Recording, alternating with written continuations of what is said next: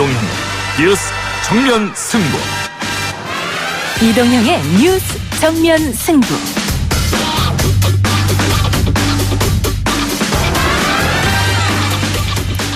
청취자 여러분 안녕하십니까, 이동형입니다. 이동형의 뉴스 정면 승부. 먼저 오늘 준비한 내용 알려드리겠습니다. 우리 국무위원장께서 앞으로 이런 점이 고려에 대해서 좀 의욕을 잃지 않으시지 않았는가, 이런 그런 느낌을 제가 받았습니다. That they would like to meet. We'll see what happens. But I always say having meetings is a good thing, not a bad thing. 북미 하노이 정상회담 결렬 이후 북미 거래에 의욕 잃었다고 말한 북한 최선희 외무성 제1부상이 어제 9월 하순 미국과 대화할 용의가 있다고 밝혔습니다. 트럼프 미국 대통령은 이 제안에 만남은 항상 좋은 것이다 라고 화답했는데요. 그런데 북한이 오늘 아침 2발의 발사체를 또 발사했습니다. 대체 이 미사일의 의미는 무엇일까요? 잠시 후 전문가 의견 들어보겠습니다. 제가 법무부 장관으로 임명된 것은 오랫동안 미완의 과제로 남아있던 법무검찰개혁을 마무리해야 한다는 뜻이라고 생각합니다. 제가 학자로서 지식인으로서 평생을 소망해왔던 일이고 민정수석으로 성심을 다해 추진해왔던 과제이자 이 시대가 요구하는 사명입니다. 취임사에서 법무검찰개혁을 마무리하는 것이 사명이라고 밝힌 조국 법무부 장관이 원포인트 인사를 냈습니다. 이종근 차장검사가 검찰개혁 추진 업무를 지원할 예정이라고 하는데요. 최강병기에서 짚어봅니다. 국민적 분노가 솟구쳤음에도 불구하고 문재인 대통령은 보란듯이 그를 법무부 장관에 임명하였습니다. 저는 이것이 국민에 대한 선전포고라고 생각합니다. 그들 운동권 세력이 이제는 괴물이 되어버렸음을 목격하고 있습니다. 국민을 개돼지로 여기는 것이 아니면 이렇게 할 수가 없습니다. 이현주 무소속 의원이 삭발을 감행했습니다. 조국 임명에 대한 저항의 의미라고 했는데요. 과거에도 삭발로 강한 의사를 표시했던 정치인들이 있었죠. 삭발의 정치학, 대한민국 시사개보수에서 짚어봅니다. 9월 10일 화요일 이동형의 뉴스 정면 승부 시작하겠습니다.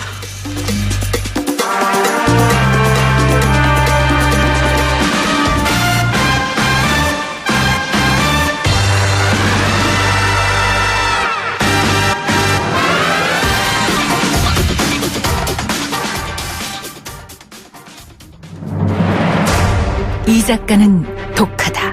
이 작가는 거칠다. 이 작가는 솔직하다. 이 작가는 눈치가 없다. 그는 할 말은 한다. 할 말은 한다. 정치 오타쿠 이 작가의 독설. 뉴스 정면 승부.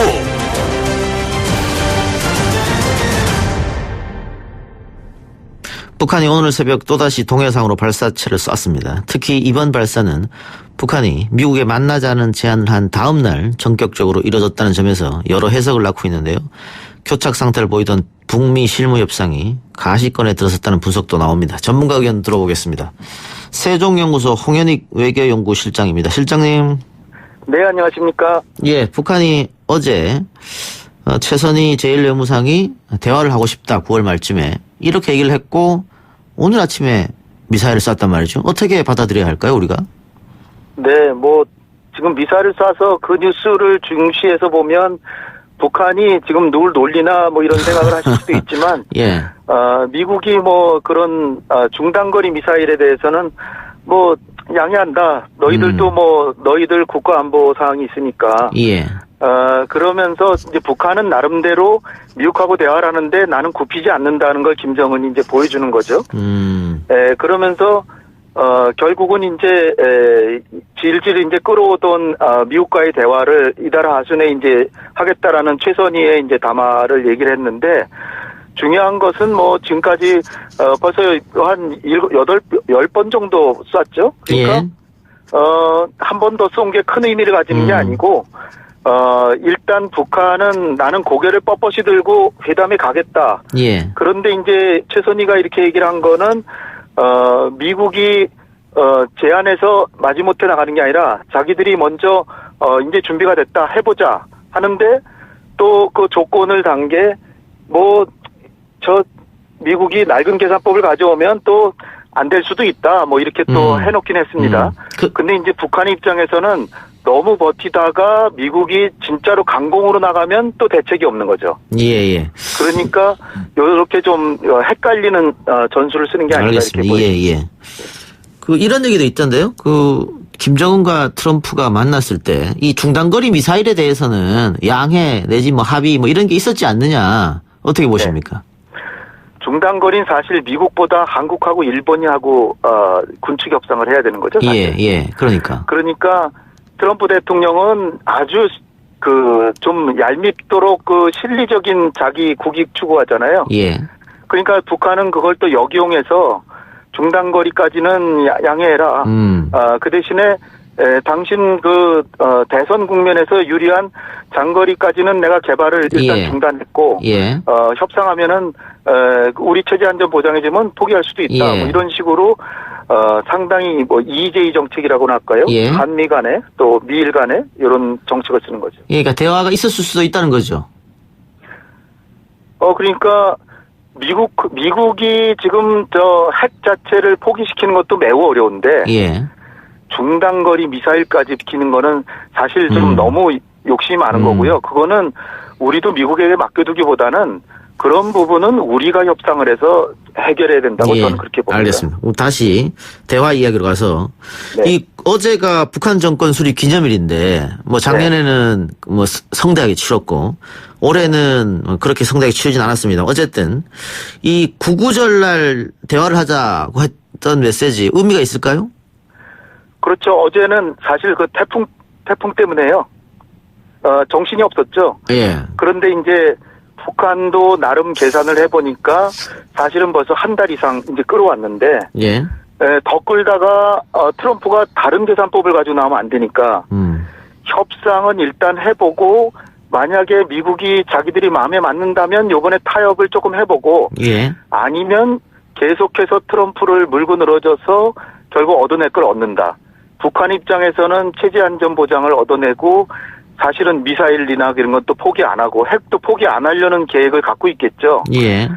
그런데 이제 트럼프도 나름 역대 미국 행정부의 정책을 검토해 보니까 북한한테 많이 속았다 이런 생각을 갖고 있기 때문에 그런 지금 서로가 다른 계산법을 갖고 있는데 근데 어떻게 보면은 북한이 힘이 약하고 경제적으로도 어려우니까 북한이 더 불리한 것 같지만 또 민주주의 국가는 내년 말에 또 미국 대선이 있어서 트럼프가 뭔가 성과를 내지 않으면 안 된다는 약점을 교묘하게 또 김정은은 이용하고 있어서 요게 이제 균형이 잡히는 그 지점에서 합의가 될 텐데 우리가 측면에서 좀 잘 도와야 되겠습니다. 어쨌든 꽤 오랫동안 적대국으로 있었기 때문에 불신이 상당한 것 같습니다. 양 국가가 다. 근데 최근에 그 비건 대표가 북미 협상이 실패로 돌아가면 한국과 일본 등에서 핵무장을 요구하는 목소리가 나올 수도 있다. 이런 말을 했거든요. 이게 북한을 대화장으로 빨리 끌어들이는데 효과적이었다. 이런 분석도 있고 그 이야기는 중국이 들으라고 한 소리다. 이런 얘기도 있는데 뭐가 맞습니까? 그렇죠. 양측을 다 겨냥해서 중국이 너무나 북한을 비호하면 우리가 한국이나 일본이 지금 핵무장하는 걸 막아왔는데 우리가 조금만 늦추면 제일 당황스러운 건 중국일 것이다. 사실 우리도 핵을 만들려면 얼마든지 만들 수도 있거든요.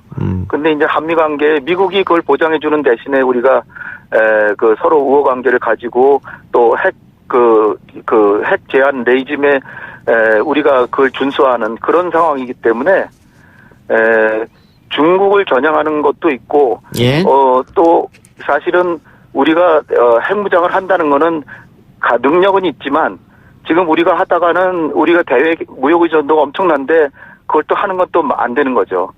그래서 미국의 입장에서는 한국과 일본의 핵 안전을 보장해주고 핵은 개발하지 않게 하는데 여기서 북한이 핵을 개발하면 뭐 한국이나 일본도 핵무장으로 갈 수밖에 없거든요.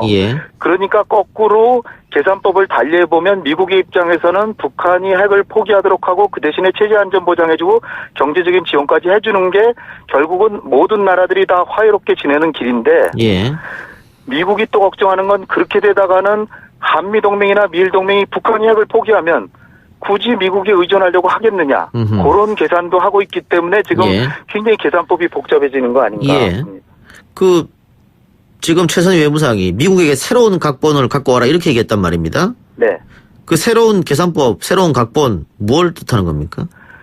이게 지금 북한한테 먼저 핵을 포기하면 그때 뭐 제재 좀 완화해주겠다 뭐 이런 계산이잖아요. 지금. 예. 근데 사실 북한에게 핵이 전부다거든요. 예.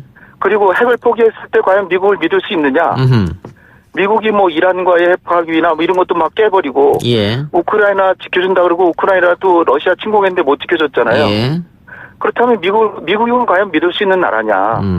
그러니까 말로만 믿을 수 있느니 뭐니 뭐 얘기하지 말고 실질적으로 보장해 줄 수 있는 걸 제도적으로 조약으로 맺자는 거죠. 예. 그러면 그런데 이제 미국은 이제 북한은 못 믿을 나라니까 선물을 준다 이렇게 생각하고 안 주는데 사실은 북한의 핵을 폐기시키려면 북한이 핵이 없어도 체제 안전 보장은 된다는 거 정도는 약속을 해줘서 동시행동으로 가야 되는데 미국이 초강대국이니까 선행동을 자꾸 요구하니까, 북한이 동시행동을 가자 이렇게 얘기하는 겁니다. 그러면 대북 제재 해제보다 체제 안전 보장을 먼저 해달라 이 얘기입니까? 동시에 하자는 거죠. 동시에 해달라. 명확하게 동시에는 어렵지만 그러나 이제 미국은 초강대국이라서 그런 생각 안 하지만 이란 입장에서는 미국하고 어렵게 핵 합의했는데 깨버리잖아요. 대통령 바뀌고 깨버렸잖아요. 예. 우크라이나도 핵 포기하면 지켜준다 그랬더니 러시아하고 전쟁하는데 안 지켜줬잖아요. 예. 그렇다면 북한은 우크라이나나 이란보다 더 착한 나라도 아닌데 북한이 미국을 철석같이 믿고 먼저 핵을 포기하겠습니까? 그러니까 적어도 동시행동을 하든지 아니면 상응하는 조치를 해줘야 포기하겠죠. 북한 입장으로서는 자신들이 쥐고 있는 마지막 카드가 핵인데 이걸 내줘버려서 나중에 미국이 입장을 바꿔버리면 큰일 난다 이 생각을 갖고 있단 말이죠. 그럼요. 예. 왜냐하면 사실 국력 비교를 하면은 남북한도 경제력이 40배고 또 미국하고 하면 600대 1도 넘습니다. 예. 그런데 뭐 트럼프도 마찬가지고 미국 줘야도 또 북한을 못 믿겠다 이렇게 나오고 있으니까 그럼 계속 평행선으로 가는 거 아닙니까? 그러니까 그렇게 하면은 결국은 미국은 골칫덩어리를 앓는데 제가 좀 의심하는 거는 미국은 그런 골치를 남겨두지만 만약에 북핵 문제가 말끔히 해결되면 한미동맹, 미일동맹 깨지고 미국의 동아시아에서의 영향력이 확실히 축소되는 것이 두려워서 북한과의 합리적인 합의를 안 하고 있는 게 아니냐는 의심이 들 정도로 미국은 사실 북한보다 국력이 몇백 배나 더 강한데도 그렇게 핵이 골치 아프다고 하면서 상호주의적으로 동시행동으로 핵을 포기하는 걸 사실 안 하고 있잖아요. 예.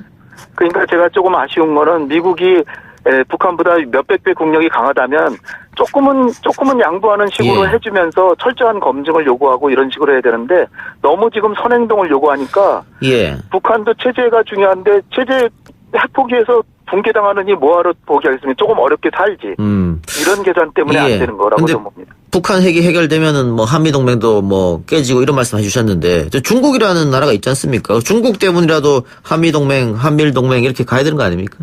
근데 그 계산법이 이제 달라지죠. 우리의 이제 북한 핵 문제만 해결이 되면 그러면 이제 남북 간에 사이좋게 지낼 수도 있고.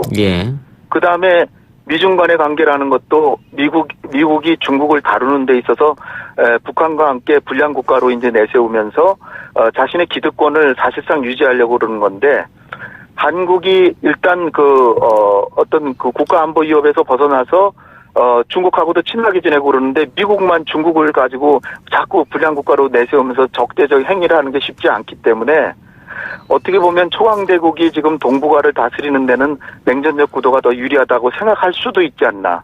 예. 근데 뭐 과거에 2000년에도 저 남북 정상회담하고 할 때요. 그때 미국이 상당히 어려움에 처한 적이 있었습니다. 그러니까 미국이 사실 뭐 좋은 나라고 민주주의 국가고 하지만 너무 남북 간의 평화적이고 한중 관계 마냥 좋아지는 걸 과연 바랄까요? 요번에도 이게 사실 사드 배치하고 뭐 쥐소미하고 이런 게 제가 보기에는 조금 과도할 정도로 우리가 한중 간의 관계까지 망쳐가면서 한미동맹을 너무 강화한 것이 아닌가. 그래요. 저는 이제 그런 생각까지 하고 있습니다. 결국은 미국은 자국의 이득을 가장 신경 쓰겠죠. 근데 어쨌든 평행선을 달린다 하더라도 만나기는 만나야 될 텐데 북한에서 9월 말을 제시했으니까 미국이 여기서 화답해서 9월 말에 어떻게 만남이 성사되겠습니까?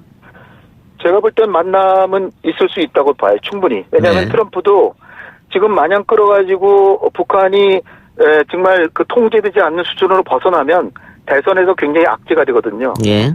그러니까 대선에서 이 북한 카드를 어떻게든 좀 잘 해보려면, 왜냐하면 트럼프의 입장에서는 전 세계 자기의 한국이나 일본을 포함해서 나토 동맹국까지도 한 번씩 안 싸운 나라가 없거든요. 그런데 유독 북한하고는 크게 싸우지 않고 정상회담하면서 웃으며 헤어졌거든요. 예. 그러니까 일종의 트럼프의 자산입니다, 북한은. 그러니까 북한하고 적대 관계로 간다는 건 트럼프가 이뤄놓은 외교적인 업적이 하나도 없게 될 수도 있기 때문에 북한 문제는 조금 조심조심 다루는 게 있죠. 예, 알겠습니다. 우리는 그걸 역용해야 된다고 봅니다. 마지막으로요. 북한이 미국 행정부 인사들은 비난해도 트럼프에 대해서는 비난을 굉장히 자제하고 있거든요. 한 번도 하지 않았고. 네. 근데 반대로 우리 대통령한테는 비난을 했단 말입니다. 그래서 그 이후로 지금 남북 관계가 좋지 않은데 북미 대화가 이제 시작이 되면 남북 관계도 개선이 되는 겁니까? 자동으로 되는 건 아니고요. 예. 이게 되면서 우리가 너무 서두를 필요는 없고, 서둘러 봐야 북한은 지금 대화 안 합니다. 남북 간에는. 그런데 이제 우리가 너무 잘해주니까 그냥 북한이 좀 대바라지게 그렇게 행동하는 것도 있어요. 그런데 이제 우리가 이 북한한테 좀 과도하게 북한의 행동을 이렇게 억제할 필요는 없거든요. 북미 간의 협상이 되는 거에 한 발짝 뒤에 가야 되는데, 우리가 먼저 북한은 못 믿을 존재다 이런 식으로 하면 북한은 자기들이 갖고 있는 자산 중에 하나가 한국에 대한 핵 공격 능력이기 때문에 우리를 그냥, 사실은 국력이 우리가 경제력이 40배나 센데도 우리를 우습게 보고 그냥 과도하게, 왜냐하면 북한이 하는 얘기가 같이 죽자는 얘기 아닙니까? 그러면 우리가 20배 잘 사니까 우리가 더 손해다. 이런 벼랑끝 전술을 쓰니까 우리가 벼랑끝 전술을 쓸 여지를 남겨두지 않도록 하면서 북한을 잘 관리를 해나가야 되지 않을까. 알겠습니다. 그게 어려운 거죠. 예, 실장님 오늘 말씀 감사합니다. 네, 감사합니다. 예, 지금까지 세종연구소 홍현익 외교연구 실장이었습니다. 1부 순서 마치고요. 2부 최강병기 코너로 돌아오겠습니다. 딱딱하고 지루한 뉴스가 소설보다 흥미진진해지는 새로운 경험. 놀라셨죠? 이것이 바로 이동준의 뉴스 정면 승부.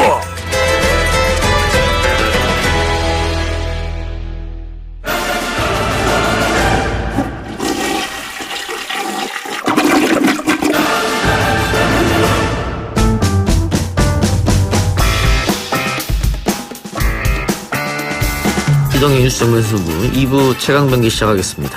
오늘은 엄태섭 변호사, 시사저널 유지만 기자 나왔습니다. 어서 오십시오. 안녕하십니까. 안녕하세요. 자, 법무부 장관에 취임한 조국 장관 취임 하루 만에 원포인트 인사를 했는데 검찰개혁 전단 차장검사. 뭡니까? 뭔 말입니까? 예, 조국 장관이 이제 취임하자마자 첫 인사가 됐습니다. 이제 조국 장관이 취임하면서도 강조했던 이제 검찰개혁을 추진할 이제 담당자를 뽑은 건데요. 오늘 이제 이종근 인천지검 차장검사가 이제 법무부로 파견하는 걸 인사를 냈고요. 검찰개혁 추진 업무를 지원할 예정이라고 했습니다. 직책은 사실 아직 정해진 바는 없는데 이제 지원단의 단장 같은 경우는 현재 이제 황희석 법무부 인권국장을 단장으로 했고요.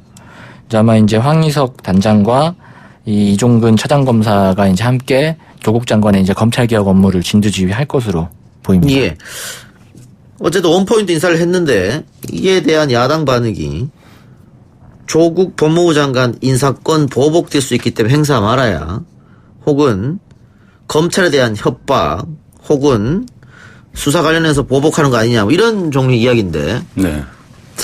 법무부 장관이 됐는데 인사권을 행사하지 말라고 하면은 뭐 허수아비로 있으라는 얘기인가요? 뭐 어떤 뜻인가요? 그러니까 인사권자죠. 인사권자기 때문에 뭐 인사권 행사하는 것 자체는 전혀 문제가 없는데, 다만 이제 원래 이제 정기 인사 시즌이 있잖아요. 연초에. 근데 그 정기 인사가 아닌 상시 인사를 할 가능성 부분에 대해서 좀 우려 섞인 목소리가 나오는 것 아닌가. 그리고 그 상시 인사는 결국은 뭔가 법무부 장관이 검찰을 견제하고 개혁의 어떤 그 시발점을 삼기 위해서 상시 인사를 하는 것 아닌가. 그리고 본인이 지금 또 심지어 수사 중이잖아요. 수사를 받고 있죠? 수사를 받고 있죠. 그래서 그렇게 오해를 할 수 있다. 오해를 할 수 있다라는 거죠. 그럼 야당 주장은 원포인트 인사는 오케이. 앞으로 상시 인사는 당분간 하지 말고 정기 때 인사해라 이 말입니까? 상시 인사가 사실 이제 과거 전례가 없었던 거죠. 네. 예전에 보면 그 천정배 법무부 장관이 강정구 동국대 교수 국가보안법 위반 혐의 수사하고 관련해서 수사 지휘권 행사했다가 그 당시 검찰총장이었던 김종빈 총장이 항의의 표시로 사퇴하는 사건도 겪고 그랬었거든요. 그래서 한계만 드러났던 사건이고 검사들의 어떤 강한 저항이 예상되는 지점이기 때문에 그리고 또 이례적인 것이기도 하고요. 예. 네, 상시 인사 자체가 그렇기 때문에 좀 뭐 반대 목소리가 커지지 않을까 싶습니다. 요즘 이례적이라는 단어가 상당히 자주 등장하네요. 검찰 조사도 굉장히 이례적이었잖아요. 압수수색도 이례적이었고 기소한 것도 이례적이었고. 윤석열 검찰총장도 이례적인 인사였죠. 5기수를 뛰어넘었으니까요. 다 이례적이군요. 근데 일정 부분은 인사를 좀 할 수밖에 없는 게 지금 현재 검찰 인사도 그 대전고검, 대구고검, 광주고검 포함해서 검사장급 이상 인사가 6자리가 비어 있어요. 아니, 빈 곳은 당연히 인사를 뭐 해야죠. 하는데 이걸 하면서 좀 보셔야 될 부분이 뭐가 있냐면 이 조국 장관 후보자 시절 이제 청문회 했을 때 이제 하도 이제 의혹 관련된 질의가 많아가지고 그랬지만 좀 주목하셔야 될 부분이 뭐가 있었냐면 당시 이제 후보자 때 청문회에서 이 특수부를 축소해야 된다는 취지의 얘기가 있었거든요. 그런데 현재 조국 장관과 관련된 의혹은 모두 특수부에서 하고 있고요. 그리고 지금 대검의 반부패부가 사실 이름만 바뀌었지 과거에 중수부 아니냐라는 얘기가 있기 때문에 장관 본인도 특수부에 대해서 좀 축소 필요가 있다를 공언했기 때문에 인사권 행사와 맞물려서 이 특수부가 어떻게 되느냐 이게 아마 검찰 개혁과 검찰 내 반개혁 이 강하게 부딪히는 지점이 이 지점이 될 것 같습니다. 지금 보면 조국 장관 가족 의혹에 투입된 특수부 검사가 최소 15명입니다. 표창원 의원 말에 의하면 21명이고요. 역대 이런 수사가 사실 없었죠. 수사관을 포함하면 뭐 70명 수준이라는 얘기도 있습니다. 검사관까지 다 포함하면. 근데 그렇게 대규모로 사상 최대로 투입해가지고 표창장 기소했단 말이에요. 사문서 위조로. 앞으로 이제 수사는 더 진행이 될 겁니다. 근데 뭐 사모펀드나 이런 부분들이 있기 때문에. 그래서 또 얘기하면 또 이례적인 거잖아요, 이게. 그래서 이렇게 되면 법무부와 검찰 혹은 청와대와 검찰의 대립 관계가 계속될 것이다. 보복의 악순환이 되지 않느냐. 그러면은 전국이 너무 시끄러지지 않느냐. 이런 또 우려가 나오는 것도 사실. 이미 시끄러졌죠. 뭐 이미. 자, 그러면 검찰 내부 반응은 어떻습니까? 지금 원포인트 그 인사 혹은 앞으로 조국 장관이 적절한 인사권을 해서 하겠다 했거든요. 내부 반응 어때요? 검찰 내부 반응. 내부의 반응은 오늘 원포인트 인사에 대한 큰 반향이 있거나 뭐 그런 것 같지는 않은데요. 문제는 이제 아까 얘기 나왔듯이 상시 인사가 된다면 검찰 내부에서는 직을 걸겠다. 그다음에 혹은 평검사들의 단체 행동 가능성까지도 얘기가 나오기는 합니다. 근데 이게 아직 판이 열리지 않았기 때문에 이 부분이 사실상 검찰, 그러니까 언론을 통해서 그냥 검찰이 그런 걸 좀 싫어한다는 뉘앙스를 밖으로 흘린 것인지 그거는 아직 좀 지켜봐야 되겠죠. 연판장을 돌린다, 직을 걸겠다, 단체 행동을 하겠다. 지금 그냥 나오는 이야기고요. 지금 그냥 나올 수 있는 얘기로 보시면 됩니다. 근데 만약에 사실 이게 정말 행동으로 이어진다고 하면은 그거는 진짜 청와대랑 소위 말하는 항명 이렇게 비춰질 수도 있잖아요. 맞짱 뜨겠다는 거죠. 그럼 국민 여론이 어떻게 흘러갈지도 모르기 때문에 지금 상황에서는 어떻게 얘기하기 좀 어렵다 이렇게 보여지긴 합니다. 자, 법무부 장관 취임식에 윤석열 총장이 참석하지 않아서 이것도 말이 많던데 이거는 참석하지 않을 수 있는 거 아닙니까? 할 수도 있고 안 할 수도 있죠. 참석 대상이긴 하죠. 물론. 그런데 또 지금 가족에 대한 수사가 이어지고 있기 때문에 굳이 참석하는 게 모양새가 좋겠냐 이런 이야기 나오니까. 그리고 또 거기서 말씀하신 내용 보면 나는 정치에는 하나도 관심이 없다라고 하면서 정치적 중립성을 마치 이제 강조한 것처럼 얘기를 한 것 같은데 정치에 관심이 없다라는 말은 좀 거짓말 같은데. 이게 정치라는 게 사실 본인이 원하건 원치 않건 이미 윤석열 총장은 이미 그 정치의 어떤 소용돌이 속에 이미 그 안에 이제 들어가게 됐고. 지금 별의별 소리가 다 들리고 있어요. 윤석열 총장이 검찰총장이 최종 꿈이 아니다. 더 큰 걸로 꿈꾼다. 이런 이야기까지 기사로 나오고 있단 말이죠. 이미 그날 그 인사청문회 끝나기 직전에 이제 기소한 시점에 쏟아진 기사들에 달린 댓글들을 보면 우리에게 남은 마지막 희망이 바로 이제 윤석열 총장이다라는 취지의 댓글들이 엄청나게 많았었던 기억이 나요. 그럼 이미 이분은 본인이 원천 원치 않다. 정치 휘말려 버렸다. 이미 한가운데 서 계시다. 알겠습니다. 어쨌든 더 조심하셔야 되지 않을까 싶습니다. 법무부와 검찰의 대립구도가 어떻게 될지 한번 봅시다. 일단은 조국 장관은 자기 가족 수사에 대해서는 일절 보고받지 않겠다라고 선언한 상태이기 때문에 두고 보죠. 다른 주제 이야기해 봅시다. 자, 유지만 기자의 단독 기사인데 경찰이 공수처 설치를 앞두고 범죄 정보과를 대대적으로 강화하고 있다. 이 무슨 내용입니까? 일단 간단하게 말씀을 드리자면 현재 경찰 내에 있는 한 3,000명 수준의 정보 경찰들을 뭐 일반 동향 정보나 민생 정보보다는 이제 범죄 정보를 수집하는 인력으로 전환하겠다는 계획을 추진 중이라는 얘기입니다. 그러니까 한 3,000명 정도의 절반가량이라는 얘기가 나오고 있는데 그렇게 되면 전국에서 한 1,500명 정도의 정보경찰이 범죄 정보를 수집을 하게 되거든요. 근데 이 부분을 좀 재밌게 보셔야 될 부분이 범죄 정보를 수집하는 부서는 2011년에 조현우 전 경찰청장 시절에 신설이 된 부분입니다. 당시에 대검찰청 수사기획관 편제에 대응하기 위해서 만든 조직이거든요. 당시에 한 4가지 정도의 주요 수집할 정보, 범죄 정보들을 분류를 했었는데 사실 그 중에 가장 방점이 찍혀 있던 거는 검사를 포함한 고위공직자의 비리 정보였습니다. 그거 관련해서 거기서 파생된 사건들도 당시에 몇 건 있었고요. 대표적인 게 뭐 많이 알고 계시는 김학의 사건 같은 경우도 경찰에서 다뤘던 것이고요. 근데 지금 경찰이 사실 이제 사찰 문제하고 맞물려서 정보경찰의 움직임을 이제 축소해야 된다. 이거는 이 정부 들어서도 경찰 개혁의 과제 중에 하나였습니다. 많이 얘기 나오고 있죠. 그러니까 경찰 입장에서는 그런 동향이나 뭐 사찰, 뭐 집회나 이런 정보를 수집하는 것보다는 정말 본연의 임무에 맞는 범죄 정보를 수집하는 데 집중하겠다라는 명분이 있는 것이죠. 검찰에 대한 견제다 이렇게 봐도 됩니까 혹시? 사실상 검찰에 대한 견제가 충분히 가능할 거라고 이렇게 된다면 보고 있습니다. 공수처도 이제 신설이 곧 될 텐데 그 공수처 신설하고 맞물려서 실질적으로 공수처 법에는 정보 수집 기능이 없지 않습니까? 그러니까 그리고 인력도 많이 부족할 것이고 그러니까 이 정보 경찰이 물어다 준다고요 그러면? 그럼요. 이제 외근 정보관이라고 보통 하잖아요. 저도 국회에 있을 때 그 정보관 분들이 많이 국회에 출입하셨었거든요. 그래서 뭐 정책 자료, 그다음에 인적 네트워크 이런 것들을 통해 이런 활동들을 굉장히 많이 하셨는데 그런 활동들을 통해서 그 수집된 정보가 어디로 가겠습니까? 이 이제 정보 수집 행위 자체는 수사가 아니기 때문에 검찰에 따로 수사 보고를 할 필요가 없거든요. 그러면 그 정보를 공수처에다 올릴 텐데 그 정보의 대부분이 만약에 그 고위공직자 중에 이제 검사와 관련된 비리와 관련된 내용이 많이 많다고 한다면 공수처를 통해서 검찰을 견제하는 강력한 기능으로 사용될 가능성이 있다라는 거죠. 자, 다른 얘기 봅시다. 래퍼 노엘로 알려진 자유한국당 장제원 의원의 아들 장용준 씨의 음주운전 처리 과정에 대한 논란이 계속되고 있는데요.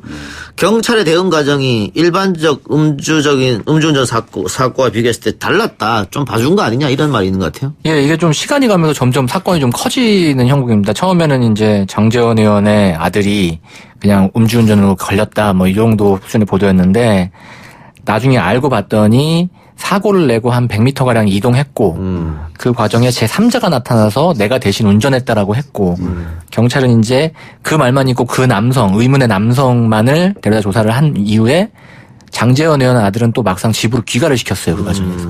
갔다가 한 2-3시간 이후에 그 장제원 의원의 부인이죠. 그러니까 아들의 어머니와 그다음에 변호사와 같이 경찰에 왔고 그 과정에서 피해자 측과 뭐 회유를 했다는 뭐 얘기도 있습니다. 일반인이었으면 그렇게 했겠느냐. 그냥 돌려보냈겠느냐. 이런 지적이죠. 당시 이제 장제원 의원 아들 같은 경우는 혈중 알코올 농도가 0.08 이상이었거든요. 취소 수치에 해당되는데 의원실 아들이라는 걸 알고 의원의 아들이라는 걸 알고 돌려보낸 거 아니냐는 비난이 들끓고 있죠. 그런데 그 와중에 이제 운전자 바꿔치기를 시도했다. 지금 이 노엘 씨가 20살이잖아요. 근데 30대 남성이 나타나서 내가 운전했다라고 얘기했다는 거잖아요. 그래서 과연 이 사람이 누구냐. 사실 이 사람이 누구냐는 건 조사하면 금방 알 수 있는데 그날 바로 조사가 잘 안 됐기 때문에 계속해서 누구냐 의혹이 번졌고 오늘 중앙일보인가요? 뭐 장제원 의원실 관계자인 것처럼 기사를 써서 처음에 이렇게 나왔습니다. 그렇죠? 장제원 의원이 또 페이스북에다가 이런 식으로 몰고 가면 안 된다, 쓰면 안 된다고 이렇게 했잖아요. 이렇게 썼잖아요. 저는 확인되지도 않은 사실을 마치 의원실 관계자인 것처럼 쓴 언론도 문제지만 장제원 의원이 여기서 발끈해서 SNS 막 쓰고 하는 것도 좀 이해가 안 돼요. 왜냐하면 같은 이유로 조국 후보자 청문회할 때 의혹밖에 없었는데 자식 잘못 키우고 뭐 어떻게 참여한 것처럼 다 거짓말장이라고 막 몰아붙였잖아요, 본인이. 예. 장제원 의원이 더 비난을 받는 지점이 그 부분 때문인 거거든요. 내로남불이 돼버린 거니까. 타이밍이 좀 너무 안 좋았죠. 예. 사실은. 근데 이 사람은 어떻게 운전자 바꿔치기를 시도한 사람은 경찰이 지금 신분을 확인하고 있습니까? 지금 오늘 언론 보도에 의하면 아는 형이었다 이렇게 얘기하는 것 같아요. 예, 지금 의원실 쪽에서는 의원실 관계자는 전혀 아니다라는 입장이고 예. 장제원 의원의 아들의 아는 형이다라고 얘기를 하고 있고 경찰이 지금 뭐 조사를 하는데 희한하게 지금 이 남성에 대한 정보가 전혀 지금 알려지지 않고는 있어요. 근데 만약에 그 남성이 일단 행위 자체는 이제 그 증거인멸 행위가 예.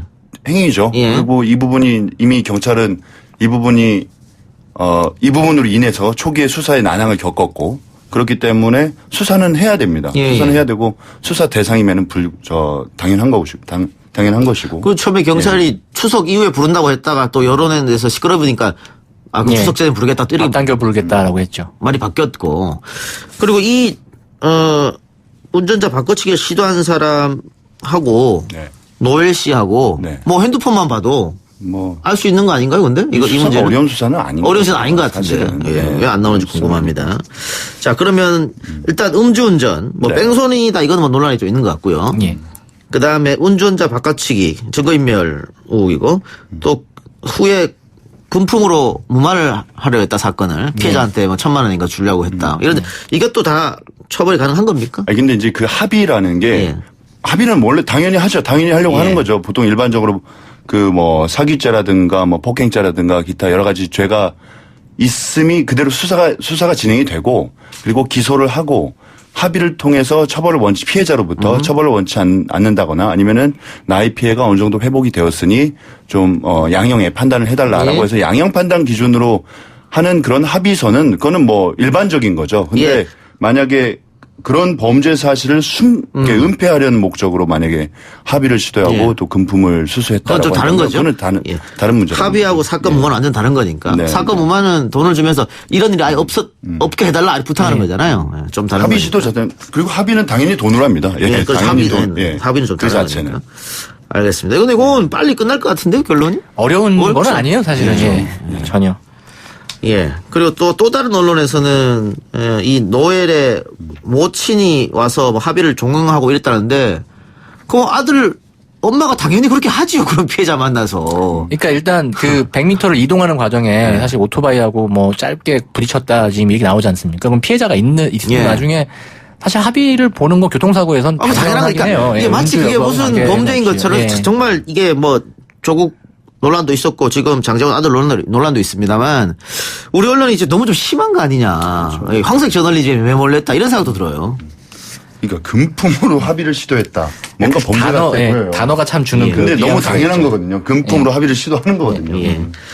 조심히 표현해야 될 것 같습니다. 알겠습니다. 하나만 더 해볼까요? 자, 안희정 전 충남지사의 유죄가 확정됐습니다. 근데 쟁점으로 떠오른 문제가 비동의 감염죄인데 지금 우리 형법에는 이 비동의 감염죄가 없기 때문에 없죠. 예. 형법 6법 전서에는 성폭행 강간이라고 하면 협박이나 폭력이 동반돼야 돼. 물리적으로 그렇죠. 동반돼야 예. 되는 거잖아요. 항거불능한 정도에서 폭행 또는 협박이죠. 그런데 요즘 성인지 감수성 뭐 이런 얘기가 나오면서 재판에서 그 형법이 그대로 적용이 안 되기 때문에 그럴 바에는 이제는 비동의 감염죄를 아예 법에 넣자 이런 주장이 있는 것 같습니다.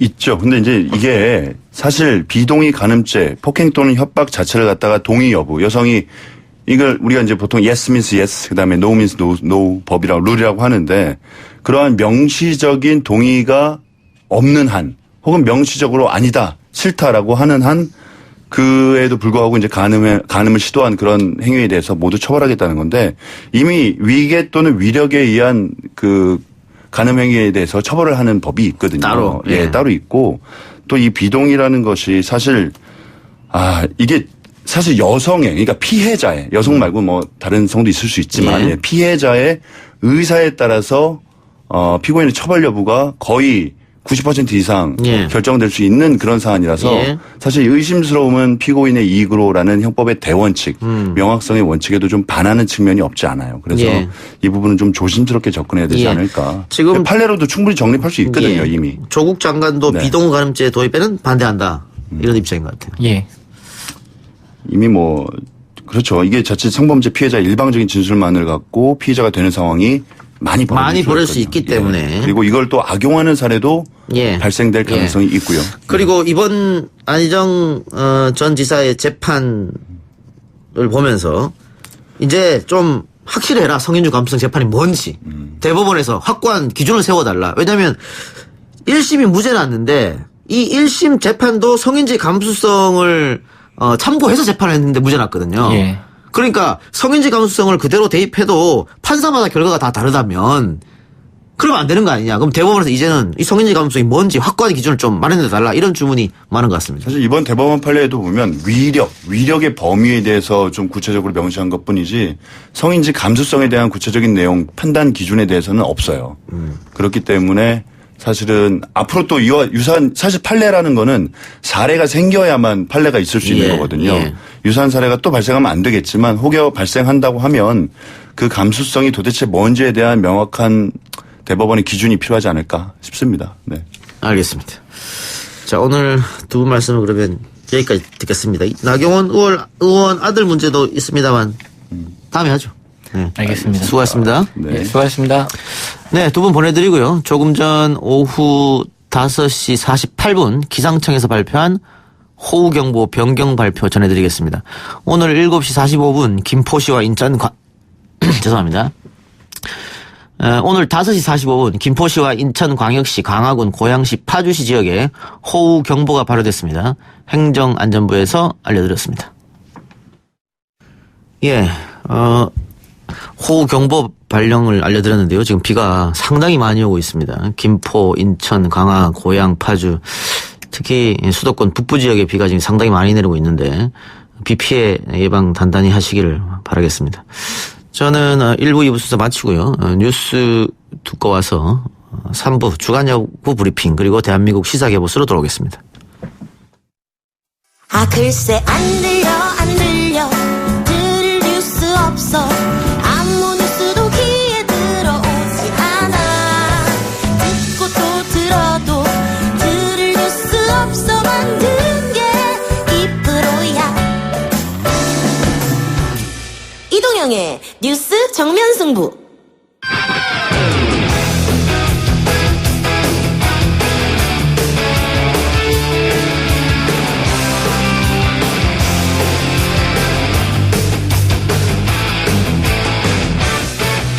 YTN 라디오 이동의 뉴스 정면 승부 3부 시작하겠습니다. 매주 이 시간엔 야구 이야기해보고 있죠. 주간야구 브리핑 조진성 캐스터 나왔습니다. 어서 오십시오. 안녕하십니까. 예. 4주 연속입니까? 류현진 선수 부진? 네, 4경기 연속입니다. 예, 안타깝네요. 예. 5일 콜로라도전에서 4.1이닝 3실점 4볼넷으로 시즌 13승 달성에 실패했습니다. 특히 이 경기에서 올 시즌 최다인 볼넷 4개를 허용했거든요. 그만큼 제구가 잘 되지 않는 건데요. 3경기 연속 5이닝을 채우지 못했고요. 시즌 평균 자책점이 2.45까지 치솟았습니다. 예, 최근 부진 때문에 이번 등판을 앞두고 불펜 투구까지 했던 류현진 선수인데 예. 효과는 별로 없었던 것 같습니다. 예. 이 최근 4경기 동안요. 평균 자책점 그러니까 이 류현진 선수의 평균 자책점이 무려 9.95고요. 피안타율은 3할 6푼입니다. 예. 4경기 만에 시즌 평균 자책점 전체로 보면은 1위 증가를 한 거고요. 뭐 여전히 내셔널리그 1위를 지키고 있는데 다른 지표에서 뭐 이 경쟁자들을 앞설 게 별로 없어졌기 때문에 냉정하게 이야기하면은 싸이 영상에서는 조금 멀어지지 않았나 이런 생각을 좀 하게 되고요. 오히려 이제 포스트 시즌 앞두고 좀 빨리 이 9위도 좀 회복하고 해야 될 그런 지금 처지에 놓인 것 같습니다. 예. 한 경기를 건너뛴다 이런 얘기도 있더라고요. 예. 아마 체력적 문제를 생각해서 그런 것 같기도 하고 어쨌든 뭐 포스트 시즌이 이제 다가오고 있기 때문에 예. 다저스가 지구 우승이 중요한 게 아니잖아요. 월드 시리즈 우승을 꿈꾸는 팀이기 때문에 빨리 회복했으면 하는 생각입니다. 예. 이정인님, 저건 어디 유니폼이에요? 황은정님, 예전에 혜태 유니폼 비슷한데요 했는데 예. 오늘 조인성 캐스터가 KT 유니폼을 입고 왔네요. 맞습니다. 예. 지금 보이는 라디오로 나가고 있기 때문에 사람들이 많이 보고 있습니다. 네. 오늘 KT 유니폼 입은 이유가 있어요? 지금 제가 그 처음에 한화 유니폼을 입을 때부터 이제 밑에 순위부터 이렇게 역순위로 이렇게 올라오고 있는데요. 사실 오늘 약간 좀 난감해졌던 게 오늘 이제 5위, 그러니까 6위째를 입을 그런 주였어요. 예. 근데 공동 5위가 돼버렸습니다. NC와 KT가. 예. 근데 고민을 했죠. NC부터 입을 것인가, KT부터 입을 것인가. 하지만 이제 NC가 어쨌든 계속 지키고 있었기 때문에 그 지켰던 그 짬이 있지 않습니까? 또 5위를 계속 지켰던 짬이 있기 때문에 KT를 먼저 입었습니다. NC가 5강 가길 바라는 거 아닙니까? 저는 NC도 KT도 모두 KBO 리그를 멋지게 빛내줬으면 하는 바람입니다. 예. 자, 근데 지난주 태풍 때문에 경기가 자주 취소됐는데 그렇죠. 오늘을 또 엄청난 비가 내리고 있거든요, 수도권에. 예. 다른 지방은 괜찮나요? 지금 제가 현재까지 확인했던 거는 지금 수도권 2경기가 취소가 됐어요. 예. 그 인천 경기와 잠실 경기가 취소가 됐는데 지금 이 여파가 좀 큰 것 같습니다. 지금 SK가 특히 SK와 두산 지난주에 이제 비 때문에 4일을 쉬었는데 오늘 이제 SK와 두산이 또 이제 취소가 된 겁니다. 자, SK가 지난주에요. 화요일 경기에서 승리했는데 일요일 경기에서 패배하면서 주춤한 모습인데 두산이요. 이게 지금 추격하는 게 장난이 아닙니다. 제가 정정하겠습니다. 두산이 아니라 키움인데 두산을 먼저 말씀을 드리면 두산은 두 번의 경기에서 모두 패배하면서 오히려 SK와 두산의 경기는 4.5경기 차로 벌어졌습니다. 키움이 올라오고 있다. 예. 키움은요, 지금, 아까 제가 두산이라고 잘못 말씀드렸는데, 키움은 지금 장난이 아닌 게요, 지난주에 이제 3연승 거두면서, 최근 3연승 거두면서 지금 시즌 8승 고지를 밟았는데요, 지금 두산하고 키움의 승차가 없어요. 승차가 없이 키움이 3위입니다. 그래서 앞으로 순위 싸움 어떻게 될지 지켜보는 거 정말 재밌을 것 같습니다. 예.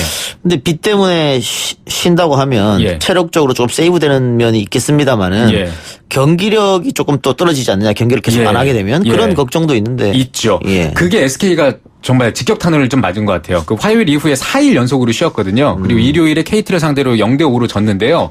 최정 선수, 로맥 선수 이런 선수들의 방망이가 터지질 않으면서 SK는 이제 홈런의 팀이라고 몇 년 동안 이렇게 이야기를 했었는데 0패를 당했었거든요. 이런 부분들이 분명히 있을 것 같습니다. 저희 지금 채팅방에도 NC를 응원하는 분들이 몇 분 지금 보이는 것 같은데 5위 싸움이 굉장히 치열하기 때문에 그렇죠. 그렇습니다.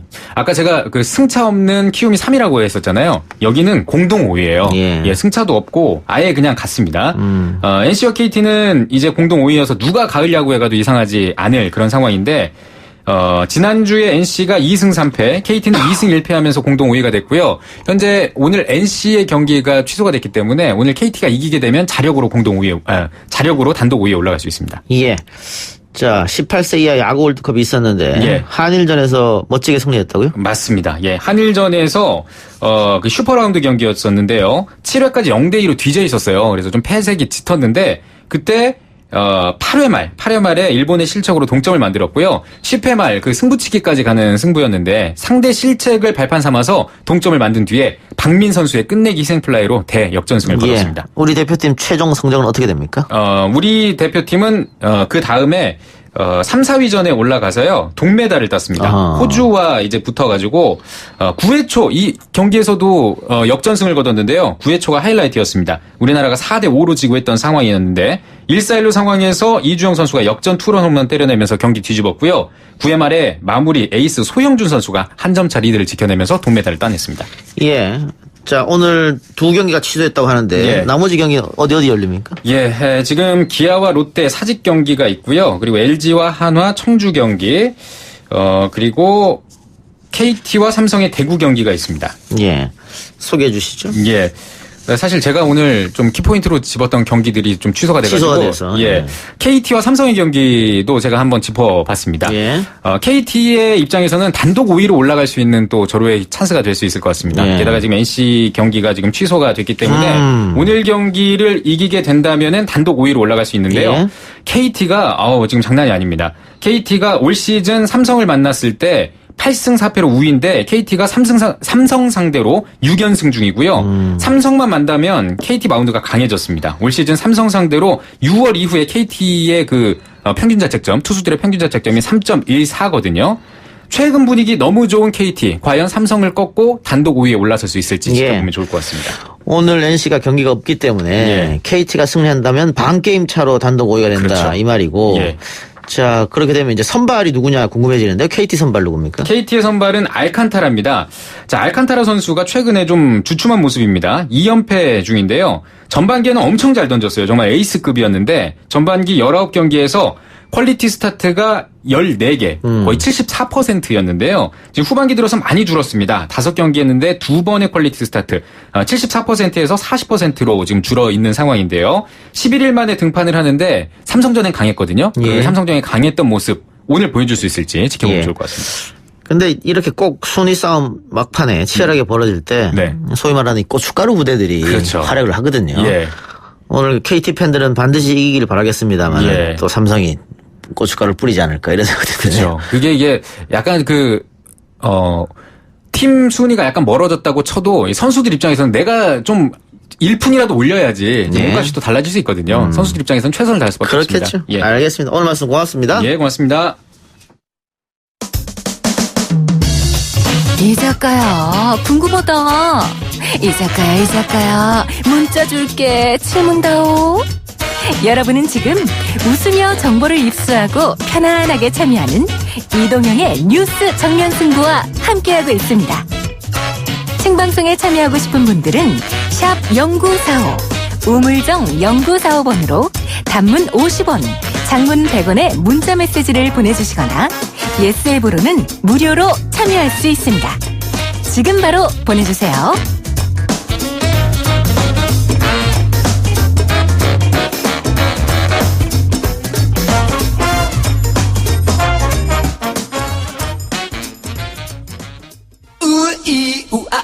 ting-tang, walla walla bang bang. Ooh ee ooh ah ah, ting-tang, walla walla bang bang.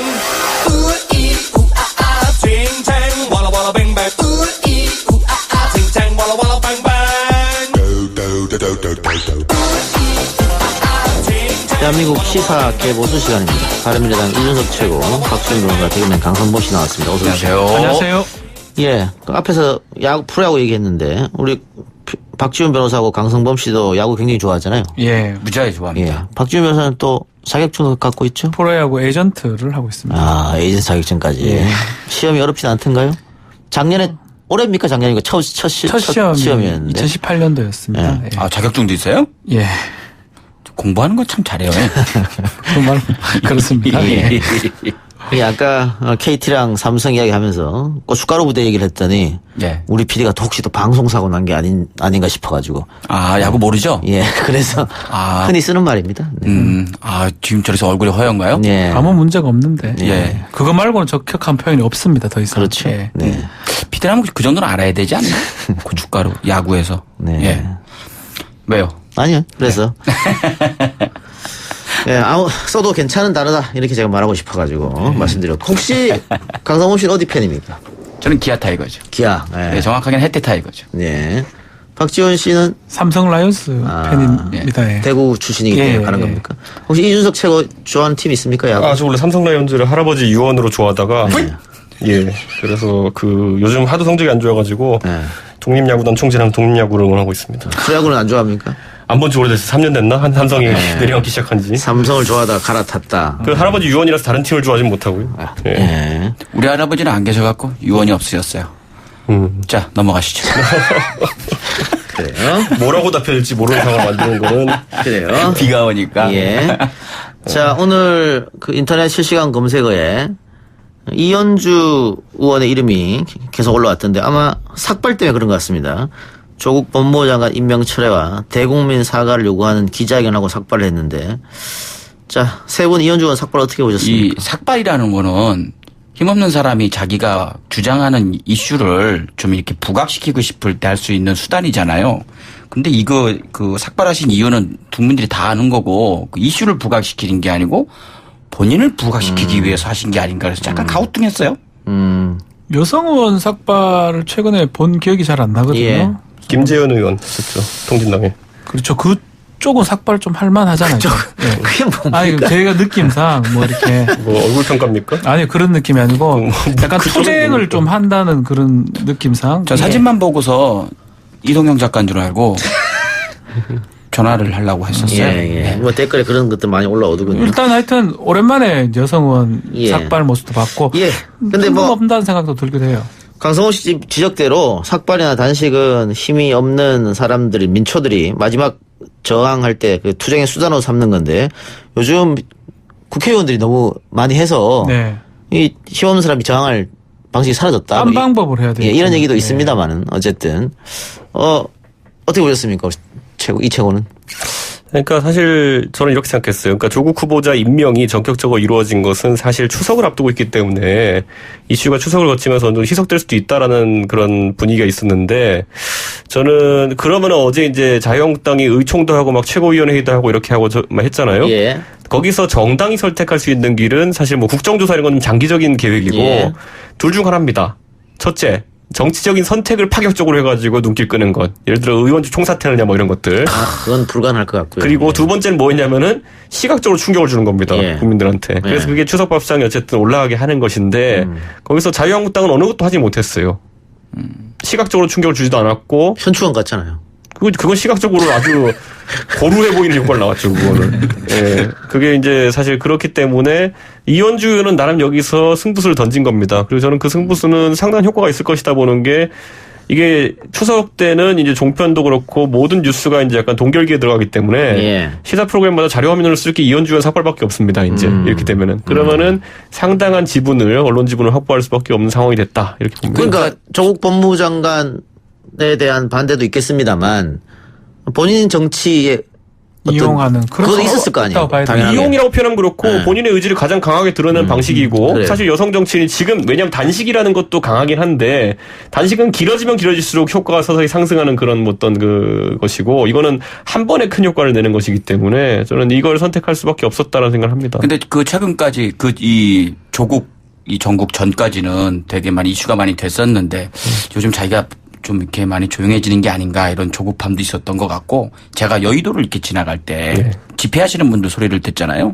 한 분이 이런 얘기를 하시더라고요. 그때 한 일주일 전이었는데 지금 이 사태에서 조국 이 후보자를 낙마시키는 가장 효과적인 방법은 황교안 대표와 나경원 원내대표가 삭발을 해야 된다. 그러면서 강하게 주장을 하시더라고요. 사람들이 모여가지고. 그 얘기를 들으신 게 아닌가. 근데 삭발한다고 아까 얘기한 것처럼 이벤트는 낼 수 있고 내 의지를 밖에 보일 수는 있겠습니다. 이게 이어질까요? 지금 이제 보수 입장에서는 이거죠. 사실 보수 또는 최근에 조국 후보자의 어쨌든 임명에 불만을 가진 분들은 사실 수준 많이 쌓였어요, 지금. 수준 한 포대 쌓아놨습니다. 근데 우리 바베큐를 하려고 그러면은 뭐 번개탄이 있어야 되잖아요. 그러니까 번개탄이 없어서 불이 안 타오른다 이런 인식을 갖고 있으면은 이현주 의원은 본인이 이제 좀 불살라가지고 번개탄 하겠다는 건데 우리 캠핑 같은 거 가보면은 이 불 떼는 게 장난이 아닙니다, 이게. 힘들죠. 이 수치 아무리 쌓여 있어도 불 떼는 거 잘해야 되고 옆에서 뭐 별거 다 신문지에 라이터 붙여보고 별거 다 하잖아요. 근데 확실한 거 있어야 되는데 제가 봤을 땐 이현주 의원의 시발탄이라고 해야 될까요? 이제 하나는 나왔는데 그를 이어줄 만한 번개탄들이 보수 진영 또는 이제 이쪽에 나올 수 있을까? 저는 아직까지도 약간 회의적입니다. 홍준표 전 대표도 오늘 페이스북으로 이현주 의원 삭발에 대해서 크게 공감하고 응원하는 멘트를 썼던데 이게 같은 정치인한테 공감시키는 것보다는 국민들의 공감을 얻느냐가 중요한 거지 않습니까? 그분은 옆에서 불 떼고 있으면요. 야, 내가 옛날에 할 땐 잘 탔는데 니네 그거밖에 못하냐? 뭐 이런 그런 훈수를 지금 하고 있는 거라 가지고 저는 홍준표 대표도 사실 본인의 정치 경험이나 과거에 어떤 검사로서의 파격적인 행보 이런 걸 생각하면은 그렇게 지금 뭐 누구 칭찬하고 누구 훈수 두고 뭐 이렇게 누구 질책하고 이럴 게 아니라 행동파가 돼야죠. 국민적 공감을 과연 얻을 수 있을지는 저는 좀 의문이거든요. 조국 임명 과정에서 예컨대 뭐 자유한국당의 지도부라면 그래도 뭔가 가능성이 그래도 공감적 가능성이 싸우는 법을 싸우는 걸 보여줬기 때문에 그러고 해야 되는데 지금 이현주 의원이 그 과정에서 제가 알기로는 뭘 했는지 잘 모르겠습니다. 근데 갑자기 끝나자마자 삭발을 했을 때 과연 국민들이 지지층이 좀 동의를 할지는 저는 조금 의문스럽다 생각이 듭니다. 홍준표 대표는 이현주 의원 격려하고 하면서 그냥 자유한국당 지도부를 비판하는 데 좀 쓰는 것 같은 생각도 들어요. 일부러 반대로 쓰는 것 같아요. 애초에 홍준표 대표는 이 조국 정국이 시작됐을 때 처음부터 뭐 청문회를 통해 낙마 못 시키면은 뭐 당신들이 책임져야 된다는 식으로 약간 옆에서 이제 관망자적으로 비판하는 자세였기 때문에 지금의 행보가 뭐 놀랍진 않습니다만은 그런다고 본인한테 기회가 올지는 저는 미지수라고 봅니다. 그런데 어쨌든 홍준표 대표가 계속해서 자유한국당 지도부를 비판하고 있는데 이번에 조국 전국에서 나경원 원내대표가 협상에 실패했다. 전략적으로. 이런 이야기가 자한당 내부에서 나온다. 이런 소리가 여러 매체를 통해 흘러나왔습니다. 근데 최근에 또 나경원 의원 아들 뭐 제1저자 문제가 불거지면서 나경원 의원 입지가 상당히 좁아지지 않느냐 이런 분석. 사실 그러니까 논문이랑 이번에 나왔던 그 사실 그 포스터라는 것은 형식이 많이 다르고 공동저자 형식이지 그게 제1저자, 2저자를 카운트되는 게 아닌 게 그 고등학생 이제 과학 경진대회 이런 것들 뭐 인텔에서 하는 것도 있고 해외에 하는 게 몇 개 있는데 많이 이제 한국에서 비견되는 게 과학 전람회라고 있어요. 과학전이라고. 그런 거 참여해 본 학생들은 거의 알겠지만은 그거는 논문과 같은 어떤 심화 연구를 필요로 하는 것은 아니기 때문에 나경원 대표는 다르다라고 주장하는데 대중적으로는 뭐 사실 큰 차이를 찾기 어려워할 것이다. 대중들은 그렇게 느끼겠죠. 그런데 뭐 거기서 제가 봤을 때는 그래서 저는 이제 젊은 정치인으으로 상상하는 말이 다 잡아넣어라. 네. 근데 왜냐하면 제가 이 파일하는 게 뭐냐면은 다 잡아넣으란 말은 자신 있으면 누군가 나경원 대표도 고발하고 다 고발해라. 그것의 결과는 각자의 상황에 따라 다르게 나오겠지만은 뭐 속 시원하게 해명하기 위해서는 그렇게 해야 된다면은 당연히 그 스텝을 밟아야 될 거로 예상됩니다. 아니 뭐 좀 조국 장관의 딸과 다르다고 하더라도 조국 장관의 딸 문제가 불거졌을 때 젊은 층들이 분노했던 건 상대적 박탈감 이런 거잖아요. 네. 근데 지금 같은 경우에도 나경원 의원 아들 같은 경우에도 나경원 의원이 자기 동기인 그 교수한테 전화를 해서 도와달라. 그래 내가 도와줬다라고 지금 본인이 얘기한 거잖아요. 그럼 상대적 박탈감은 똑같은 거 아니겠습니까? 근데 이제 뭘 도와주느냐에 따라 다른 것이 사실 그 조국 후보자 딸은 1저자를 사실상 선의로 줬다는 취지로 말을 하면서 그게 논란이 됐던 거고 지금 나경원 원내대표에게 그 서울대 교수에게 이제 부탁한 것은 연구실을 빌려달라라는 취지로 이야기했다는데 뭐 그게 어느 정도까지 사실인지는 확인해봐야겠습니다만은 그렇다면 느끼는 감정은 다를 수가 있죠. 전 달라 보이지가 않아요. 뭐 결국 이러면 처음부터 만약에 후보자 정치인의 자녀 문제를 제기를 안 했다면 뭐 비난할 것도 사실 없을 것 같아요. 약간의 차이인데 그걸 갖고 지금 한 달 동안 그 얘기를 하다가 본인도 비슷한 상황인데 이렇게 그 주장을 했다는 것 자체가 좀 놀랍습니다, 사실. 제가 2주 전에 얘기했잖아요. 그 청문회장에서 이렇게 말씀하시는 분들 중에 과연 몇 분이나 자기가 저렇게 자신 있게 얘기할 수 있는 입장일까 아닐 것이다 했잖아요. 네. 다 터지고 있잖아요. 아니 근데 지금 나경원 대표는 실질적으로 거기에 대해 가지고 자신 있게 얘기하고 있어요 지금. 그러니까 본인의 경우는 다 다르다고. 드러나니까 자신 있게 얘기하는 거죠. 아니요. 그런데 그거에 대해 가지고 지금 그래서 자신 있게 얘기할 수는 없죠. 아니요. 지금 이제 근거가 되는 게 노컷뉴스의 보도가 이제 그렇게 나왔었는데 노컷뉴스 보도도 제목에는 논문이라 돼 있고 본문에는 논문이 아니다라고 되어 있어요. 어쨌든 간에 뭐 이 얘기는 뭐 또 초록 얘기까지 하면 또 말이 길어지는데 상황은 전 똑같다고 보거든요. 그럼 결국 같은 사람끼리 서로 욕하고 있었던 상황으로 저는. 그래서 저는 이 상황에서 얘기한 게 뭐냐면은 결국에는 아무리 해도 대중이 비슷하게 볼 거니까 나경원 대표 고발해라. 네, 고발해라. 그래가지고 결과가 다르게 나올지 같게 나올지는 두고 보자. 그럼 뭐 검찰이 또 압수수색 해야겠네. 또 해야 됩니까? 뭐 해도 되는데 그 결과가 어떻게 나올지는 예측하지 말자고요. 네. 청문회장에서 민주당 의원이 그러면 다 전수조사 한번 해보자 그런 얘기 됐잖아요. 국회의원들. 네. 강성호 씨 말처럼 그렇게 했을 때 자녀 문제 상대적 박탈감 안 느낄 사람이 어디 있겠느냐. 없을 것 같은데요. 정성호 의원이 얘기했죠. 자기 자녀가 3명인데 자기도 하겠지만 다 해보자라고 했는데 저처럼 뭐 아들이 6살이고 이러면 상관없겠습니다. 그러니까 그동안 여기서 얼마나 이상한 논쟁을 했는지 계속 드러나면 더 생각이 들 거예요. 이상한 논쟁이라는 거예요. 알겠습니다. 그러면 광고 듣고 와서 정치인 자녀 문제 계속해서 이어갑니다. 뉴스 신동 이 작가와 함께하는 비포장 뉴스 해학 뉴스 정면 승부. 예, 계속해서 이야기 이어나가 보겠습니다. 나경원 의원 아들 문제 얘기했고 또 조 장관 가족 문제를 집중 제기했던 청문회에서 장제원 의원 아들이 음주운전에 적발돼서 또 곤란한 처지에 놓였죠. 우리가 엊그제 표창원 의원과 인터뷰했었는데 표창원 의원은 연좌제가 없어진 지 오래다. 아들 문제는 아들이 책임져야 되는 것이고 아들 문제를 아버지가 책임질 이유는 없다. 이렇게 얘기했는데 저도 여기에 동의합니다. 저도 100% 저는 동의 안 합니다. 예. 그 얘기는 그렇게 안 한 사람한테 해당되는 거 아닌가요? 그 누구보다도 강한 그리고 아픈 단어를 사용해서 그 공격을 했는데 같은 비슷한 문제를 터졌으면 자기도 그렇게 혼이 나야 되는 거 아닙니까? 그러니까 연좌제는 없습니다만 지금 대중들이 장제원 의원이나 나경원 의원을 비판하는 것은 같은 문제로 공격을 했다 이거죠. 그러니까 자기가 똑같이 되돌려 받는 것이다. 뭐 이런 지적을 이제 하고 있는 것 같습니다. 근데 이제 저는 여기서 이제 각자 그 줄을 잘 맞춰야 되는 게 예를 들어 사퇴해야 된다 그러면은 다 일괄로 사퇴해야 된다고 주장해야 되는 것이고 그래서 아까 표창원 의원도 사실 전략적인 고찰을 했을 겁니다. 이 상황에서. 왜냐면은 제가 그냥 농담 삼아서 하자면요. 나경원 원내대표에 대해서 강한 공격하잖아요. 나경원 원내대표가 예를 들어 원내대표직을 던졌어요. 그럼 조국 장관도 장관직 던져야 됩니다. 그런 비견되는 상황이 나올 수 있는 거거든요. 국회의원직도 사퇴하라 그래요? 그럼 서울대 교수직도 던지라고 할 겁니다.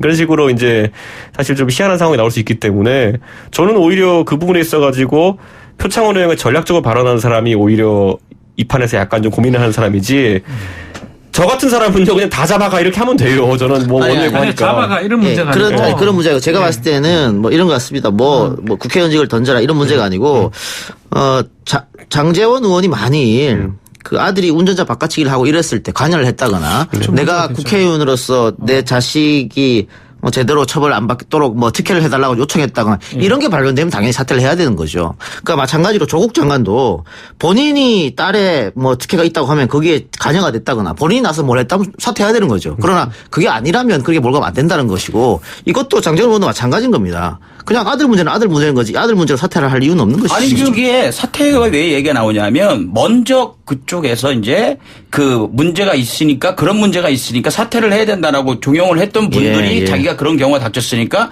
자기는 그런 철학을 갖고 계신 분들이니 그렇게 얘기하신 분들이니 사퇴하는 게 맞지 않는가 그렇게 얘기하는 거 아닐까요? 결국은 저는 이런 말씀 좀 드리고 싶어요. 막 엄청 막 심도 있는 철학을 갖고 질문했다기보다는 일단 당장에 어떤 흠집을 내서 좀 지지율을 떨어뜨려야 된다는 그 생각에 결국은 본인들이 이렇게 또 뭐 드라마틱하게 걸릴 줄은 사실 몰랐을 거예요 아마. 부메랑으로 돌아왔다. 부메랑이 돼버렸어요. 결국 뭐 옴짝달싹도 못한 상황인데 뭐 하여튼 제가 확인해본 바로는 지금 뭐 문자 메시지 공개가 됐어요.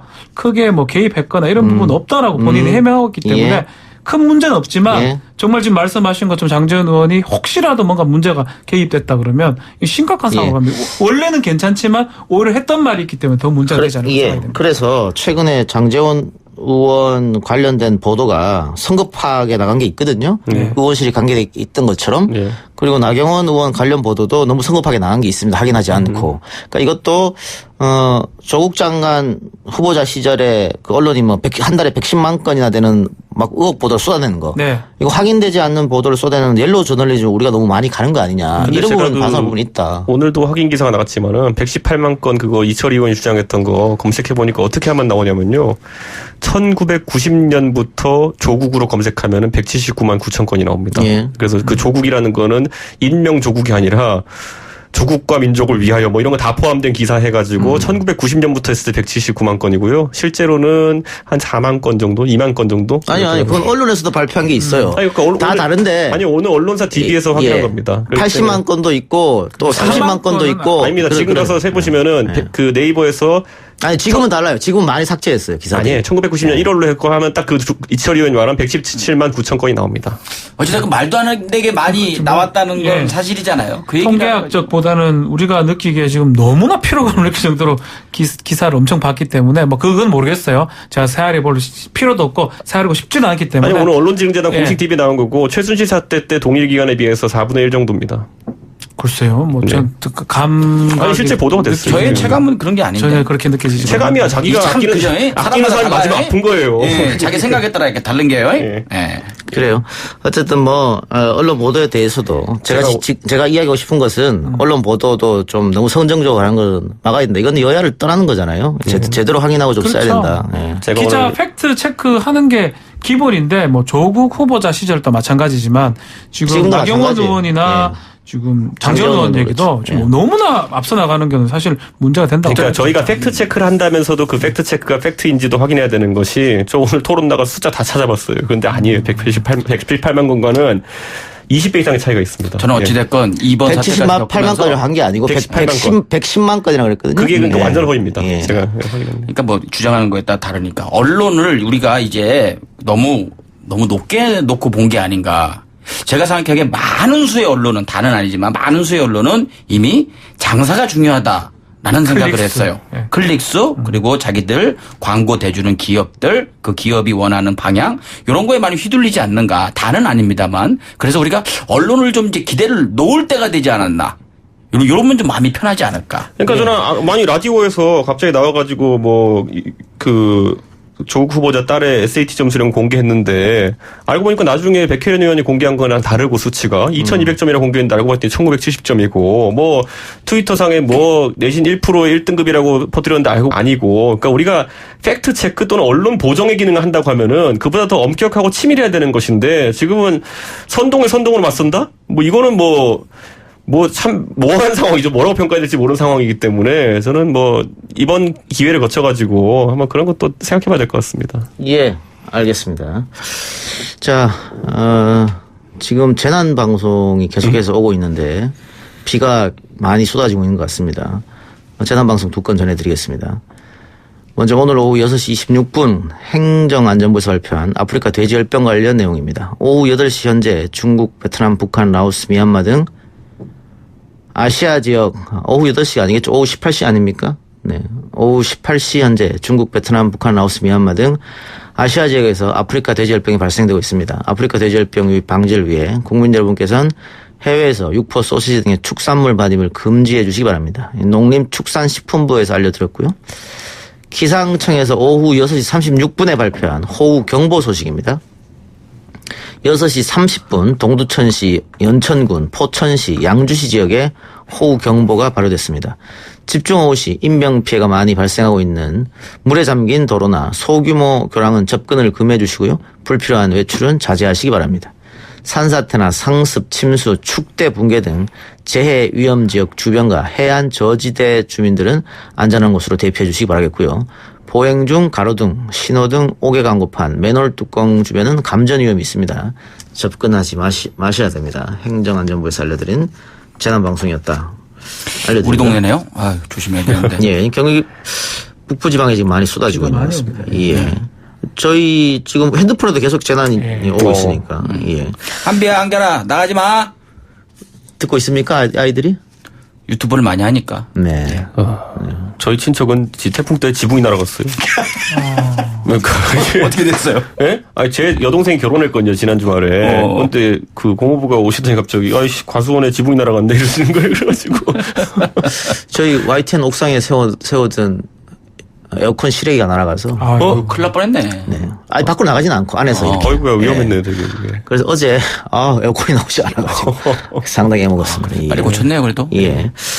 자, 사회 이슈 이야기 하나 해보죠. 최근 조국 법무부 장관 딸 관련 논란으로 대입 제도 등 교육 개혁을 요구하는 목소리가 높습니다. 이런 상황에 국립서울대 명칭을 바꾸자는 국민청원이 제기됐는데 국립서울대가 아닌 국립지방대로 명칭을 바꾸고 더 나아가 국립지방대 캠퍼스를 전국 국립지방대로 분산해서 만들자 제안한 건데. 국립지방대요?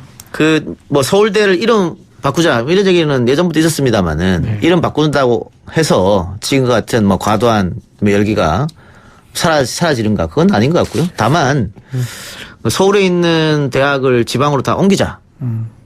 이거는 조금 더 다른 문제인 것 같습니다. 네, 왜냐면은, 앞으로 계속해서 지방은 사람들이 안 사는 유령도시가 될 확률이 높거든요. 일본처럼. 그렇죠. 예. 그래서 서울에 다 모여있는 학교를 지방에 분산하면 인구 분산 효과도 좀 있고 지방 경제도 좀 살아나고 이 대학 경쟁도 약간 줄어들지 않느냐 이런 주장 같아요. 어떤 아이디어 차원이라고 또 봐야 될까. 지방 공립대가 있어요, 지금도. 저도 지방 공립대 나왔고요. 있긴 한데. 네, 오죽하면 이런 얘기가 나오겠습니까? 그러니까요. 그 국립대를 이제 캠퍼스화 하자는 건데, 기본적인 취지는 이제 동의할 수 있는데. 프랑스식으로 하자, 이런 얘기인 것 같아요. 프랑스 파리 1, 2 이런 식으로 대학을 돼 있기 때문에. 근데 현실적으로 사실 우리나라 지연, 학연 이런 얘기가 많이 있는 나라에서 과연 가능성은 조금 있는지 생각이 들어요. 저는 이것보다 사립대는요, 입시 완전 자유화 해버리고요. 저는 국공립대 같은 경우에는 정시 100% 했으면 좋겠어요. 그러니까 뭐냐면 사립대는 지금 최근에 입시에 관해서 여러 가지 말이 많지만은 좋네. 본인들이 최고의 인재를 뽑기 위한 입시 방법들을 고민하지 않으면은 도태되는 형태로 아예 지원도 끊어버리고 저는 국공립대는 대신 저렴한 학비로 가는데 공정성을 최우선 삼기 위해 가지고 정시 100% 해버리면은 저는 없애버려요? 저는 그것도 가능하다 봅니다. 찬성입니다. 저는 국립대에 대해 가지고는 사실 지금같이 자소서를 잘 써야 되고 이런 것보다는 소위 말하는 공부 열심히 하는 게 나은 상황이 더 공정하다 볼 수도 있는 거거든요. 그러니까 저는 이 서울대 이거는 제가 뭐 짧은 지식으로 이 부모가 아무리 그 만들려고 해도 참 만들기 힘든 게 서울대생이다 이렇게 얘기를 들었어요. 그래서 오히려 이 서울대의 이 위상이라든지 이름 같은 걸 갖고 이렇게 건드리게 되면 오히려 얼마 남지 않은 진짜 없는 가정에 공부 잘하는 학생들이 이제 출세할 만한 수단이 크게 하나 떨어져 나가는 게 아닌가. 개천에서 용. 그렇죠. 아니 예전에 보면 뭐 서귀포에서 귤농장이 있는데 공부하던 원희룡도 올라오고 예. 영주에서 공부하던 우병우도 올라오고 뭐 어디서 부산에서 공부하던 조국도 올라오고 이러던 시대랑 그분들 시대랑 지금 달라요. 다르죠. 완전히. 그러니까 그거에 대해서 많은 사람 지탄하는 것이고 저는 그 측면에서는 국공립대는 과감하게 개혁해가지고 정시 100% 한번 시도를 해봐야 야, 하다. 그거 정말 좋습니다. 사립대 만들어 하라고 하고. 근데 지금 대신 사립대는 지원도 예. 저는 갈수록 줄여나가야 된다 생각하는 것이 자생력을 위해서 본인들이 입시제도를 고민해야 되는 거고 과연 지금 뭐 영어 등통장한 건 100% 뽑아가지고 뭐 사립대들이 자기 지위를 유지할 수 있겠냐 저는 아닐 거라 보거든요. 그러니까 그건 알아서 생존 전략 하라 그러고 안 되면 도태되는 그런 문화가 나와야죠. 그러면 다 도태될 것 같은데 지금 아니, 그게 과감하게 개혁이 돼야 됩니다. 국가 지금 지원 보면은. 없이 자생할 수 있는 학교가 과연 몇 군데나 될 몇 군데 것인가. 안 되죠. 네. 그거를 지금 지탱하고 있고 그걸 통해서 왜 우리가 학벌 체계를 유지해야 되는지가 지금 국민들이 던진 질문이거든요. 예. 사실 대학 입학하는 사람이 너무 많다는 지적부터 해서 예. 한번 구조개혁 저는 대통령께서 과감하게 한번 큰 예. 틀을 짜셨으면 좋겠어요. 국가에서 지원을 해줘야 되기 때문에 국가 일 하는 사람들 눈치 보고 그 사람들 특혜 주는 거 아닐까요? 아니 지금 그 사학재단은 그런 거죠. 등록금을 마음대로 못 올리게 해놓고는 지원도 안 해주면 어떡하냐 이건데 저도 동의를 하는 게 지금 사학재단에 쌓아놓은 돈이 많거든요. 그렇죠. 적립금 같은 예, 것들. 근데 그걸 풀지 않고 등록금만으로 운영을 하고 지원금만 운영하려고 그러니까 문제가 생기죠. 제가 하라면 다 합니다. 저는 그러니까 박원순 시장이 이제 서울시립대 등록금을 낮춰가지고 서울시립대 위상이 올라가잖아요. 그러니까 우리가 생각하는 그러니까 국공립대에 대한 지원을 강화하고 사립대에 대해서는 자율화를 해주면은 그들이 원하는 자율화 해주면은 우리가 생각한 거 다른 대학 지형이 생길 수도 있는 겁니다. 저는 그거 저같이 개혁적인 사람들은 그런 거 좋아하고요. 개혁적인. 저 굉장히 개혁적인 모습입니다. 그래, 그렇게 갑시다. 네. 예. 근데 뭐, 아까 개천에서 용 했습니다만 그런 시대는 지났고, 실질적으로 지금 서울대생들의 분포를 살펴보면, 강남 3구 플러스 목동 출신이 양천, 가장 많습니다. 목동, 예. 그런 거 봤을 때는, 그렇죠. 예. 그러니까 심지어 최근에 노원도 줄었거든요. 예. 이게 왜냐하면 정시의 비중이 줄어들면서 소위 말하는 내신만 잘해가지고 가는 지역의 비율이 많이 줄어들고 있는 거예요. 흔히 그런 얘기 하잖아요. 할아버지의 재력. 아빠의 무관심. 아빠의 무관심. 어머니 정보력. 뭐 그런 얘기 하는데. 서민들한테 해당되지 않는 얘기이기 때문에 오히려 가슴 아플 수가 있는 거겠죠. 어쩌면 뭐 이번 조국 그 장관 임명 논란 하면서 많은 화두를 던진 것 같아요. 예. 특히 그 중에 좀 교육 부분이거든요. 한 번쯤은 정말 생각해 봐야 될. 뭐 지금 저 두 분, 우리 강상범 네. 씨하고 박지원 씨는 애들이 꽤 크잖아요, 이제. 중학생. 예. 네. 공부를. 우리 애들은 뭐 서울에 있는 대학교는 힘들 것 같아요. 그렇게 바로 얘기를 하나요? 근데 제가 봤는데 힘들어요. 아니 뭐 서울에 있는 대학하고 다른 지방에 가면 뭐 안 됩니까? 그래서 저 그냥 고등학교만 졸업해도 그렇게 실패하는 인생은 아니다라고 얘기하고 있어요. 그렇죠. 예. 그거 좀 마음대로 놀게 냅둬요. 예. 그래서 저 얘기했어요. 딸하고 얘기했는데 예, 너는 공부 필요 없어. 60점만 맞으면 돼. 60점 왜 기준이에요? 40점을 맞고 있더라고요. 아니 근데 저는 진짜 충격을 먹고, 예. 이번 이 일로 촉발된 공정성에 대한 논란이 저는 뭐 입시에도 어떻게 좀 정시 수시 비율 조정한 정도 끝나지 않았으면 좋겠어요. 대학에 대한 예. 관점 자체를 바꿀 정도로 대통령께서 좀 개혁을 하셨으면 좋겠고 저는 그 측면에서 정시 100% 하면 제가 문재인 정부 지지자로 돌아섭니다. 진짜요? 국공립대에 대해 가지고 한다고 하면은 사립대는 완전 자율화. 너무 좋은데 이거. 입당해요 민주당에 그러면? 네? 민주당 입당합니까? 정기현 탈게요. 안되고 그럼 그렇죠. 쉽지가 않을 것 같아요. 교육 문제는 사실은 저는 관심을 뭐 이렇게 잘 못 둬서 미안한데 되게 하여튼 뭐 참 복잡하더라고요. 저희 아니 갈때하고는. 이게 우리 계속 입시가 문제고 대학 서열화가 문제고 하는데 초등학교 혹은 뭐 중학교 더 나가면은 뭐 유치원부터 애들한테 경쟁 교육을 시키는데 어떻게 대학 서열화를 없애는 걸 그리고 바라겠습니까? 시작이 유치원 때부터 시작이 됩니다. 네. 그게 더 무서운 일입니다. 근데 사실은. 이번 사태를 겪으면서 이제 지난 20년 동안 소위 말하는 이해찬 세대부터 해가지고 경쟁을 좀 도외시하다 보니까 경쟁이 없어진 상황은 어떻게 될까 했을 때 생각 외로 불공정이 생기더라는 걸 이제 느꼈기 때문에 경쟁이 싫냐 분공정이 싫냐라고 하는 것은 사실 너무 악랄한 질문이고 저는 이제 다시 한번 경쟁의 가치 좀 공정한 경쟁의 가치를 살리자는데 좀 뭐 의견이 모일 것 같습니다. 저는 생각이 좀 다른데 지금까지 대한민국은 그래도 경쟁 교육해서 경쟁으로 살았습니다. 그리고 그것 때문에 산업화가 성공한 건 사실이고 또 경쟁에서 성공했던 엘리트들이 이 사회를 이끌었던 것도 사실이고 근데 이제는 패러다임이 좀 바뀌었으니까 이제는 평등 교육을 좀 하자 이런 생각인데 하여튼 이 부분에 대해서는 정말 오랜 시간 동안 논쟁과 토론이 필요하고 또 정권이 잡았다고 또 좌파가 잡고 우파가 잡았다고 바꾸지 말고 좀 오랫동안 좀 갔으면 좋겠습니다. 그러면 큰일 납니다. 교육은. 예, 알겠습니다. 오늘 세운 말씀 여기까지 듣고 다음 주에 뵙겠습니다. 수고하셨습니다. 감사합니다. 고맙습니다. 예, 앞서 방송에서 팩트체크 이야기를 했는데요. 조국 키워드로 검색한 기사량 한 달간 팩트체크해보니 25,000건이다. 이런 얘기가 있고 또 나경원 아들에 대해서 포스터다라고 얘기했는데 나경원 의원이 참석한 학회 EMBC 2015년에 나경원 아들이 참석했는데 여기 2016년도에 EMBC 학회에 참석했던 사람이 또 제보를 해왔는데 포스터가 아니고 논문이 맞다. 또 이런 제보가 있어서 굉장히 복잡하네요. 예, 이 문제에 대해서는 내일 팩트체크 코너에서 다시 한번 짚어보겠습니다. 오늘 여기까지 하고 물러갑니다.